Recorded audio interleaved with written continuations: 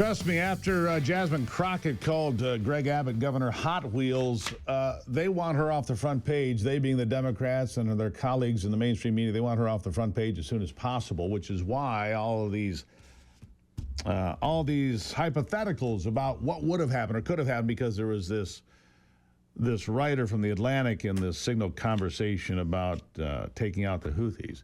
Joining me now, Wisconsin Senator Ron Johnson. He joins me now. Senator, nice to have you back on the program. A lot of noise about this, but the attacks came off as planned.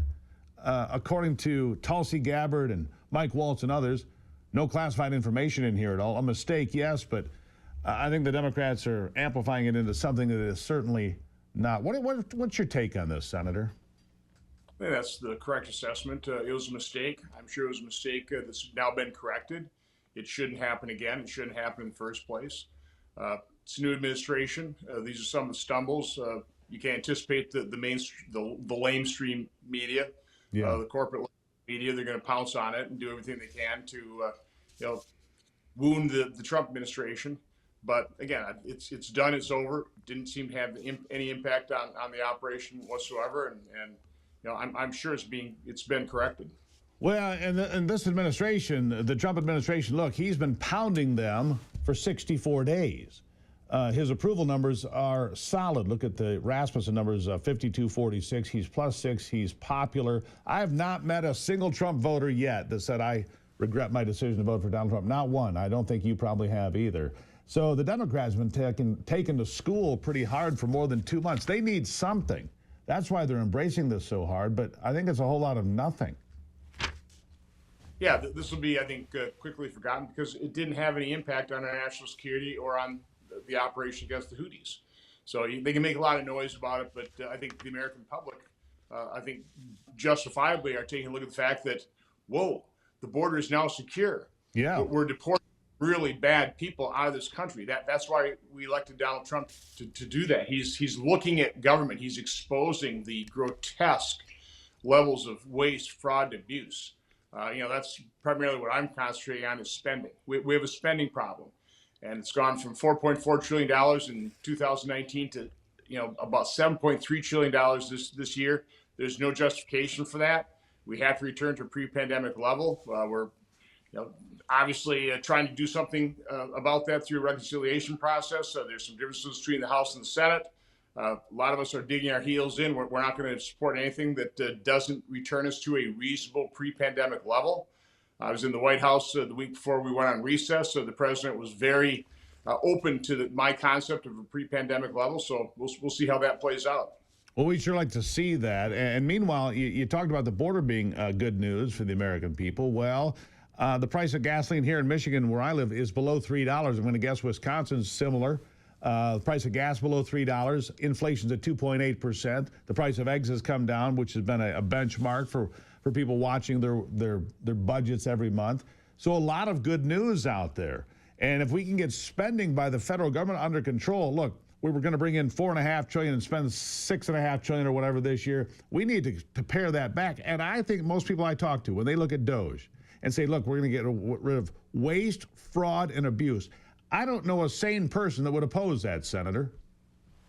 No, and one of the things we're trying to encourage the administration to do, and I don't know why they're holding off on this, is we ought to be doing at least monthly rescission packages where we bring up some of these grotesque levels of spending before the American public by a rescission package, get Democrats to vote against eliminating, just insane spending.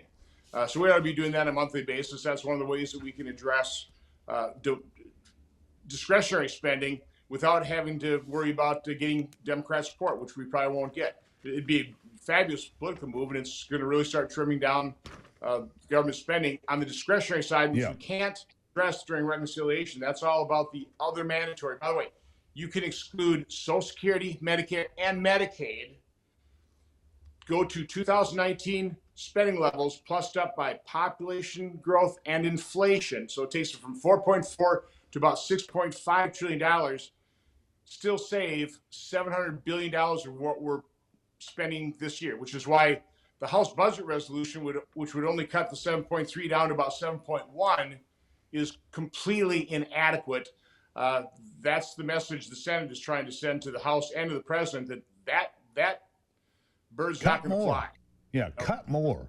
Bring it back in. One of the biggest challenges that this president has faced, and this administration, of course, are these activist judges. And even people that don't like Donald Trump, particularly like former Attorney General Bill Barr came out and said, look, these judges are out of control. They're overstepping their bounds. They're trying to put their will where it does not belong. I think that the Supreme Court's going to have to reel some of these judges in. I hope they do, but that has been a real hindrance so far, hasn't it? Yeah, there's a good article in the Wall Street Journal today talking exactly what the Supreme Court ought to do. They do need to reel this in. It's, that they are the constitutional court. They're the only ones that really should be allowed to, come up with these nationwide injunctions. This definitely has to be reined back in. Yeah, we need to get these activist judges under control. All right, last thoughts today. What do we need to do next? What's on your list? We got about 60 seconds. I'll give you the last word. It's spending. Again, it's there's nobody can argue with what I've been putting forward in terms of pre-pandemic level spending.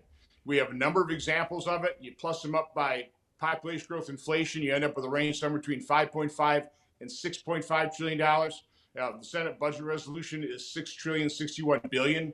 Again, for 2025 as a base for 2026. Again, it doesn't balance the budget, but it puts us on the path to doing so. President Trump says he wants to balance the budget. We've got to get serious about it. Again, I don't talk about cutting spending. I talk about returning to a reasonable pre-pandemic level of spending. What we're spending right now is grotesquely unreasonable. Senator, I completely agree. We got to start reeling it in, and I like your plan. I appreciate you being here. I hope that the president takes it to heart, and so do the rest of the members of Congress and the Senate. Senator Ron Johnson from Wisconsin, thank you, sir. Have a great day. You too. Greatly appreciate it. I'll take a break. I'll be back. By the way, I got sports around the corner with our good friend Brock Palmbush.